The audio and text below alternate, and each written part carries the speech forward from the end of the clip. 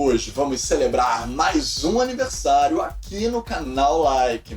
Além de termos completado 3 aninhos da nossa querida casa de cinema, também estamos falando do aniversário deste que vos fala, olha a juba do Leonino, e dos 70 aninhos do clássico Pacto Sinistro do mestre do suspense, Alfred Hitchcock, que no original se chamava Strangers on a Train, do livro homônimo da escritora americana Patricia Highsmith, que também vai ser tema do episódio de hoje. Ela e algumas outras de suas obras igualmente vertidas com sucesso por Hollywood e no restante do mundo. Eu sou o Filipe Pitanga e essa é a sessão A e C no canal Like. Vem com a gente conferir. Vamos começar pelo primeiro livro da carreira de Patricia Highsmith, que foi Strangers on a Train, de 1950, adaptado para Hollywood logo no ano seguinte, quando Alfred Hitchcock ficou fascinado desde que leu a obra pela primeira vez. Ele vai verter em linguagem cinematográfica toda uma tensão crítica em relação ao conservadorismo da época e uma representatividade muito vanguardista LGBTQIA+, tanto da autora, de sua escrita, e do ator convidado como protagonista, Farley Granger. Na autobiografia de memórias Include Me Out, Farley falaria um pouco melhor sobre sua bissexualidade numa indústria extremamente intolerante e retrógrada. Mas Alfred Hitchcock, em suas parcerias com o ator, já havia aproveitado de uma certa tensão homoerótica velada nos conflitos entre personagens masculinos para enriquecer a trama, desde uma obra anterior, como Festim Diabólico, de 1948, e volta com o ator em 1951 em Pacto Sinistro, contracenando com Robert Walker. Os dois são estranhos que se encontram num trem e falam sobre seus desafetos, confabulando sobre um plano em que um eliminaria o desafeto do outro, criando o álibi perfeito. Porém, as coisas começam a azedar quando um cumpre com a promessa e o outro não. A chantagem que vai seguir disso cria um clima de suspense perfeito para Alfred Hitchcock, que vai pegar emprestado desde o cinema noir, com muito chiaro escuro, luz e sombras, e não só no cenário, mas na psique de seus personagens. E também até alguns traços do cinema de horror psicológico que ele já havia usado, por exemplo, em Rebecca. Ele vai pegar um parque de diversões e torná-lo mais sombrio e dúbio, desde, por exemplo, com planos giratórios do carrossel onde as personagens vão girar, até mesmo um túnel do amor em que os barcos mergulham em sombras que vão consumindo uns aos outros. Além disso, vamos falar também sobre o quanto essa linguagem vai ser legada para o mundo do cinema.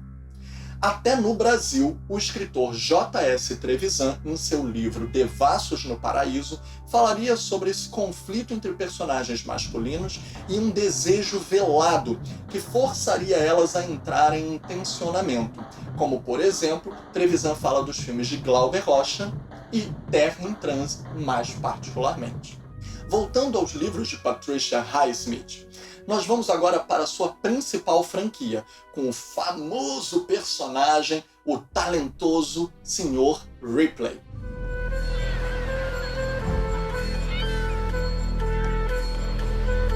Que tem várias sequências, mas cujo primeiro, de 1953, ainda não havia definido a sexualidade mais não binária e fluida de seu protagonista principal.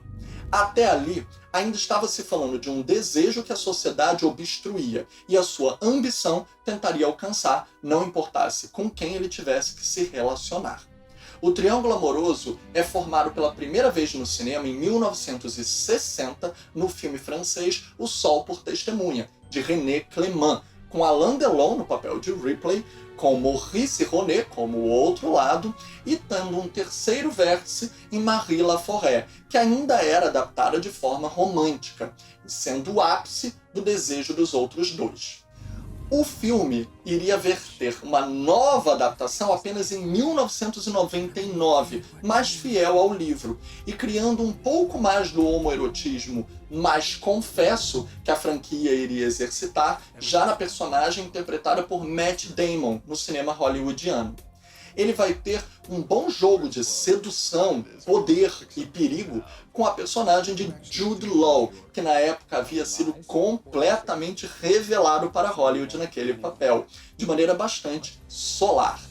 O talentoso Ripley é um filme dirigido por Anthony Minghella, que contaria ainda com Gwyneth Paltrow como outro vértice do triângulo, agora menos romântico e mais perigoso, e também uma coadjuvante de luxo, Cate Blanchett. Cate Blanchett vai voltar a uma outra adaptação de livros de Patricia Highsmith, no original chamado The Price of Salt, um livro de 1955, que detém um recorde para Patricia, e adaptado em 2015 com o nome de Carol. Agora vocês reconheceram o filme, não? Multipremiado no mundo inteiro e consagrando a atuação de Cate Blanchett, ela interpreta o recorde de Patricia Highsmith como o primeiro livro com um final feliz para um casal de mulheres. Sim, também estamos falando de representatividade, pois a própria Patricia era, na vida real, companheira de uma outra mulher, e ali era uma declaração, na narrativa ficcional, de possibilidade e potência de suas identidades. O filme é um filme de época em que Cate Blanchett contracena com Rooney Mara, dirigida por Todd Haynes, para fazer dessa grande indústria de Hollywood uma inovação, já nos tempos atuais, que podemos sim mudar a forma como vemos o passado e libertar o futuro. Essas são obras de Patricia Highsmith no grande cinema mundial. E vamos falar sempre sobre isso e muito mais aqui na seção A e C do canal Like. A gente recomenda. E você curte.